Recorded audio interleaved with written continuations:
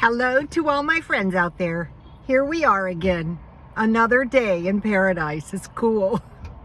It's nice when it's cool out here because it's not too cold. So this video is my folklore stories.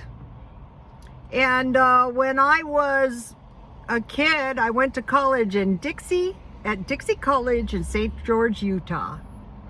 And I was fortunate to go there because my dad had 5 kids. But somehow I was fortunate and I got there. And one of the first classes I took was folklore. And it popped into my mind this morning. And I've told you guys, when things pop into my mind, uh-oh, that's God. What happened, I was thinking about my grandmother, the original Rhoda. And so I would go to my grandmother's house on the weekend. Boy, that was paradise. That was wonderful. My grandmother was the best cook. Oh my gosh. And I would just like lay around the house and read, and it was really nice. But I took this folklore class, and the teacher told us, I got this really good teacher. In cultures, there was no books and reading. All the knowledge was passed down through stories and folklore. And so I asked my grandmother, can you help me? Do you know any folklore? So of course she did. And so, you know, I used her folklore in my class, and my teacher said, where did you learn this? And I said, oh, my grandmother told me. And she said, your grandmother is Rhoda? And I said, yes. And so then, you know, I couldn't wait to get home and tell my grandmother. But at that time, I became aware of how valuable, you know, the folklore and the stories are. And I used to torture my son with like these stories, and he would go, no, Mom, you already told me that story. I go, yeah, that's true, but you're going to hear it again. So I'm just going to go through some of the folklore that popped into my mind. And one of the things about my grandmother is my grandmother would store food, and she would also store seeds. So if you have seeds, you can plant a garden. And my grandfather would plant a pretty big garden, and he would, you know, you hear in Western songs now, but he would pile the cantaloupe and the tomato into a back of a truck and sell it, you know, to supplement their income.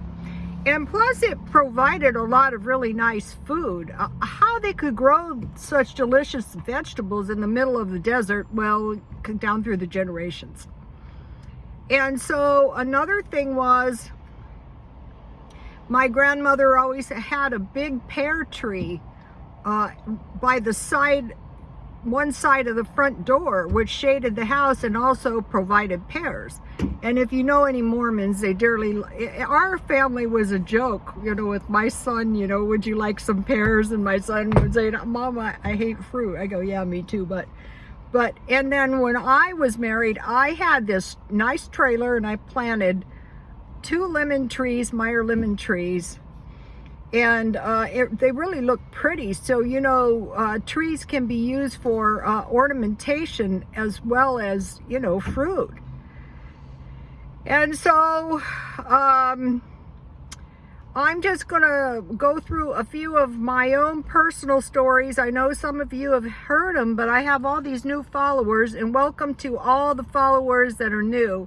But I also have followers that have followed me since the beginning, and the ones I picked up along the way. So it's like friends. So, okay, the first story is the Mormon Girl, which I know you guys have heard. And she was a girl, and she went down to Mexico because they were polygamous. And after she got down there, they fell into hard times and really, really started to starve. Actually starve. There was no welfare back. She's my age. So the husband decided to run up to America. That's why I can really kind of sympathize with these immigrants, you know, coming, you know, they're literally starving. So her husband, I think they were Americans, ran up here to work. And one day, an old man came up to her, an old man she had never met. And this is kind of like in these folklore stories, a stranger will come and offer assistance. So he gave her a bag of beans, a bag of rice, and some vegetables, and told her to plant a garden. Well, once she had the vegetables, she had seeds, and she did, and she survived. Was it easy? No. That's why you want to store. But you know, if things start getting really bad, you know, just knowing that one story can really save you. A lot of beans are sproutable. So she planted a garden, and then that story went down. She told me I was her hairdresser, and I have told thousands of people that story. Okay, then there's the story about the guy I met right here in this McDonald's. I was trying to help, and I said, how about food stamps? But he was getting food stamps. But right now, people are getting more food stamp money than ever before. But we have the inflation that's high like never before. And so we went through, well, how about this? How about that? You know, trying to improve his circumstances. But finally, he helped himself, which is the best way. And he went to a park around here somewhere, and he got a sandwich, a small fruit, and a small vegetable, or a small vegetable and a can of Coke. So you noticed in my bathroom what I have? Cans of Coke. You notice what I have in my freezer? Packages of lunch meat and bread, so that I can have a sandwich. Actually, I think that since, you know, this, and in a short time, it brought him out of the starvation. I mean, imagine not having enough on the ball to think of a sandwich. Well, we see it around us every single day of the year. And so I keep hammering away at that story, because if things get really bad and you have a bologna sandwich and a can of Coke or a glass of tea. So that's number 2. Number 3. Okay, this one is a recent one, and it was the tofu video. And I was trying to learn how to make tofu, and it's very easy to make. All you need is soy milk. But this old lady who was 100 years old, she said, I'll try to repost it. She said that a man, probably they weren't doing that well, came by and told them plant soybeans. And so they said at first they had to, and then they just kept it up because they got good at it. And the soybeans were really delicious. Well, if you have soy and you make tofu, you have some protein with your rice and vegetables. Or, you know, even if you have some beans. So, a man came and told them to plant soybeans. Also, I'm not sure, but I think soybeans are sproutable. So, you know, there was the tofu story. And so here she was, 100. He told them this in 1950. So say 70 years ago, and they're still planting the soybeans, and they were so grateful that the guy told them. I mean, everybody doesn't know everything. So like 2 of the stories, one of the stories was asking for help, going to the park and receiving the sandwiches. And 2 of the stories were planting some food. Okay, now for the story about the farmer who wanted to hire a ranch hand. He went to the fair. He wanted to hire a ranch hand. We had the ranchers on the one side, so we always liked the story. And he went to the fair, and he saw this guy sitting on the fence, and he goes, "Are you looking for a job as a ranch hand?" And the guy said, "Yeah." And he goes, "Well, why should I hire you?" And the guy goes, "I can sleep when it rains." And that's all he said. And the farmer moved on, but he kept thinking about this guy. And he went back and he said, "You know, I'm going to hire you." And the guy said, "You will be glad you did." So they went back to the ranch, and your ranch hands were like family. We used to go to my mom's side, had a ranch, my Uncle Bob. And, you know, they did everything. You know, one cooked food for everybody. The ranch hand housework was funny to me when I was a kid. You open the front door, you open the back door, and you sweep all the dirt out. The house is clean. So, he ended up being a really good ranch hand, and the farmer was very glad he had hired him. And so if you guys have seen these storms, you know how treacherous they can be. And so one night in the distance, the farmer saw these dark clouds, and he said, oh no. He ran in, he got the ranch hand, and he said, gather the cattle, secure the hay, a big storm is coming. The ranch hand rolled over, and he said, I already did. That is why we want to be prepared. My mother's mother froze just one generation ago to death in Elko, Nevada, in California, in Southern California. So, you know, bad things can happen. And I've always had like this horror of cold weather. I hate it. Probably due to that.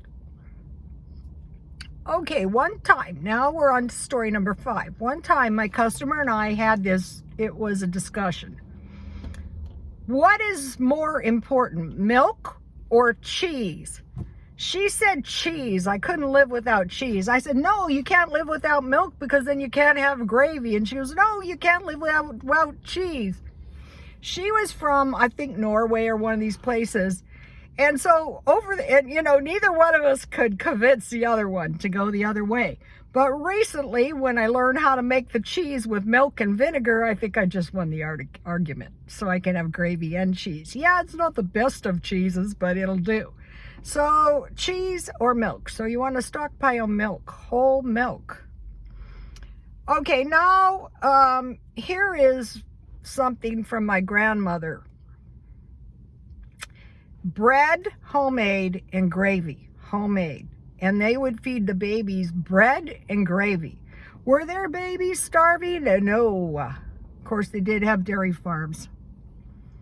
Okay, and she said during the Depression, there was a shortage of meat and sugar. So I want to make sure that I can make meat, I can make gravy, I have sugar, and I have meat. Okay, so now we're on number 7. One of my customers, she had fallen, actually, this wasn't uncommon in the salons. Women would come in and they would tell me, I mean, you know, like Sally Suburbia, when I used to live on the street. And I go, what? I go, yeah, I fell into hard times. And this was before this. I was living on the street, and finally I got into an apartment, and the first thing I made was sausage and biscuits. Not making the biscuits, get those big biscuits. And so I always think about her just being so grateful she's got a roof over her head and sausage and biscuits. And sausage and biscuits is really yummy. Another one of my customers, same thing. She had a son. They were both homeless. Finally, somehow, someone gave her like a trailer. I'm not talking about a single wide. I'm talking about some little trailer. You know, the kind like you go on vacation, a little trailer. And they were living in there, and that was a big step up from the street. But the trailer roof leaked. So recently, my son had a leak. That's one thing I spent my Trump bucks on, is a new roof. But because, you know, of this story of how much, you know, misery they were in because of I mean, they were off the streets, but they were putting up with dripping and mold. But my son went and got one of these patching kits to patch the roof until it was, you know, done right.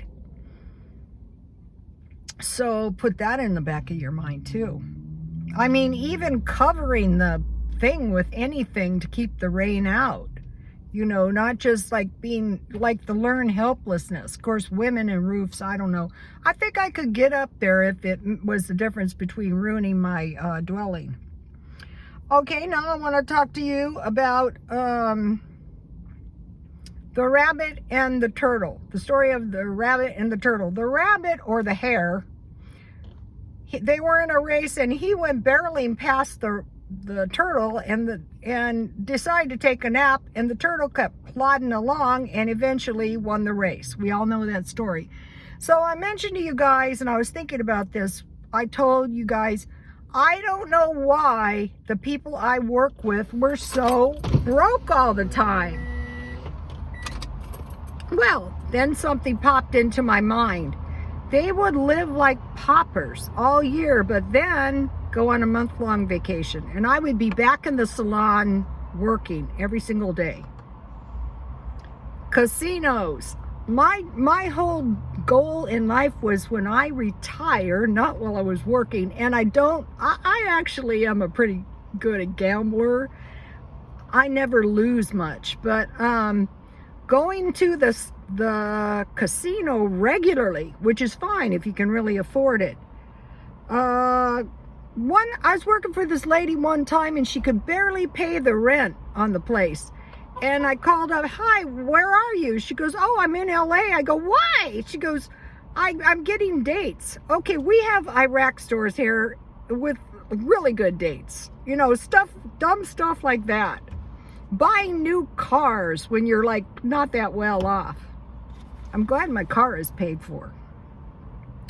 So, okay, so the rabbit and the hare. Also, there is folklore with the Hopi Indians that when you will notice the Grand Canyon, okay, that was full of water. And there is folklore that the Hopi Indians went underground with the ants, or maybe inspired by the ants, but they said that, no, with ants, which always reminded me of David Bowie. Remember when he was like an ant person? I wish he was alive. He wasn't that old. Anyway, they went underground to save themselves. And if you've ever been to the Grand Canyon, okay, now 9, squirrels and nuts. Why do the squirrels store nuts? Because there's no nuts in the winter. So that goes back to storing food. There's lots of animals that stay underground. Like we had a lot of squirrels because my son's got this. I posted a picture of a squirrel walking. Anyway, a lot of the squirrels and gophers and bears hibernate during cold. So squirrels storing nuts because why do dogs bury bones? Because, you know. Okay, now I got a story. This is not a true story, but this is kind of a good story. It was a novel, a stupid novel I read once. There was a rich guy. He was captured from the Americas, and he went to another country, and he was captured in war and thrown in a dungeon. And finally he got out of the dungeon, and he was sold into slavery. But he had been a plantation owner in America. So he was so glad he was out of the dungeon, and he would work, and he would come home, and he would read. And soon it became apparent that, you know, this was not your ordinary slave. And so his circumstances couldn't hold him because, you know, once you have skills, you know, you could be wiped out, but within a short time, you should be able to, in theory, get up on your feet. So, you know, he would make just enough food, he would wash his clothes, and, you know, he just lived a simple life. So, you can be in very bad situations, like the dungeon was really bad, but slavery was a step up, you know, so okay, maybe you're not a multi-millionaire, but maybe you can take that step up a little bit. Like I did take a big step up, not on purpose. Where I live now is so much better. I never really thought, I thought, you know, you're a renter. Why do you want to spend money on rent? Well, because you can live a lot better. Okay, and then we had the farmers on one side, we had the ranchers on one side, and they bought food for a year. And on the farmer's side, they would buy 50 tons of coal. Now, this is one of the things in China. You know, if, you know, they can't get coal for heat, it's going to be so bad.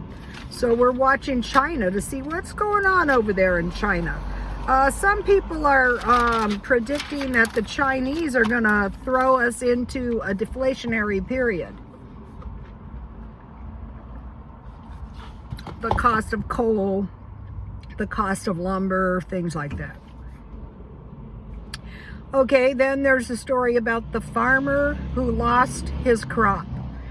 When it comes to farming, it's not unusual for your crops to be destroyed. So you're probably thinking, well, Rhoda, for somebody raised by farmers, that's a pathetic garden you've got. Yeah, I was thinking the same thing myself. But the farmer lost his crop, and his wife said, my gosh, what will we do? And he said, well, we'll replant. I mean, if that's the only way you have to make money, or the only way you have to eat. So they replanted. Did they have a giant crop? No, but they did have a crop. There's folklore with the Mormons that seagulls flew in. I think it was from the Salton Sea. And they were consuming the locusts were consuming all of the crops. And the people prayed, and then the seagulls, prayed hard. And then the seagulls came in and ate all the locusts. So that was like a miracle. Okay, now I've been watching these videos, and I really kind of enjoy them about the New World Order. Okay, the New World Order is going to take over, and it is going to oppress us all. So you might be thinking, well, what am I going to do about this New World Order? Well, the Bible has instructions.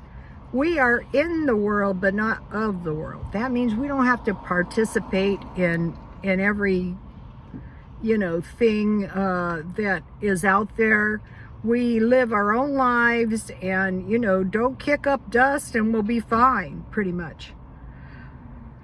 Okay, now I want to talk about some instruction I heard, and it was to the Muslim religion. And they said, well, when you're under attack, stay in your house and be quiet. That is good advice. Don't get out there in the middle of stuff and get yourself killed. There was a lady here in town when we had the riots in La Mesa, and she went out, for the peaceful protest, and she was shot in the head with a beanie bullet. She was really sick too, and she couldn't work. Okay, and then presented with the choice, run towards the fire or the water. So you've got water coming one way, you've got fire coming one way. You want to run towards the fire because you probably can't survive the floods, if you think about it. So here, mostly the water would be in the north, where the snow and the rain is, and the fire would be in the west. I don't know if that would be everywhere. In the Bible, it says, when you see the desolation coming, run to the hills.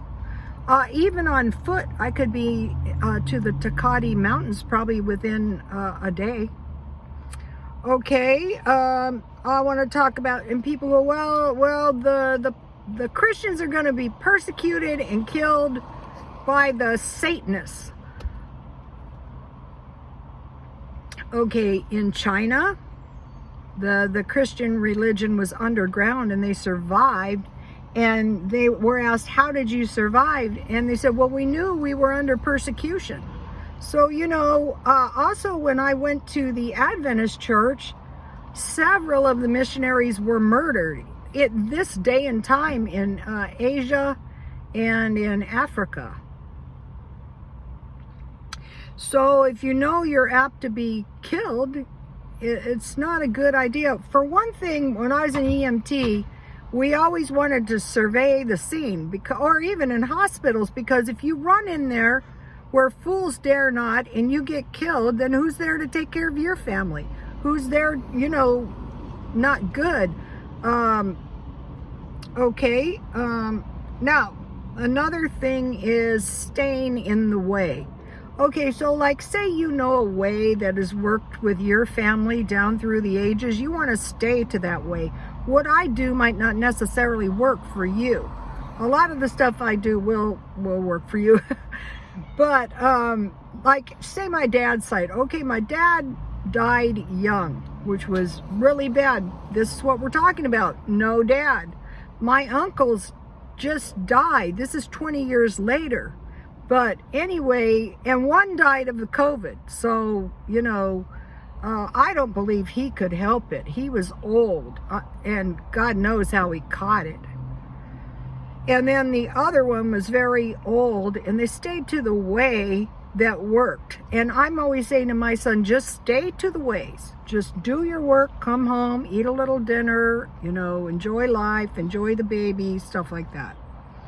Okay, and then the last one is to be ready to evacuate. Okay, when the Nazis were killing the Jews, many of them could have escaped. Even in Afghanistan here, many of them could have escaped. And so you wonder, well, why didn't they? Well, a lot of the Jews said they never thought it could get that bad. I don't know if that could be the case. A lot of times for evacuation, though, you need resources. But it's easier to get out before it's impossible to get out. And then the other one is Venezuela. You know, they had the terrible recession. There's a terrible recession in Tehran right now. Inflation. I believe that the people who are saying it's deflation are looking 5 years down the road. So right now it's inflation, but there was a terrible inflationary period where people were starving in Venezuela, and they said, why didn't you get out? And they said, we thought we could survive it, and they would have been so much better off. This may be what's behind these migrations, these mass migrations.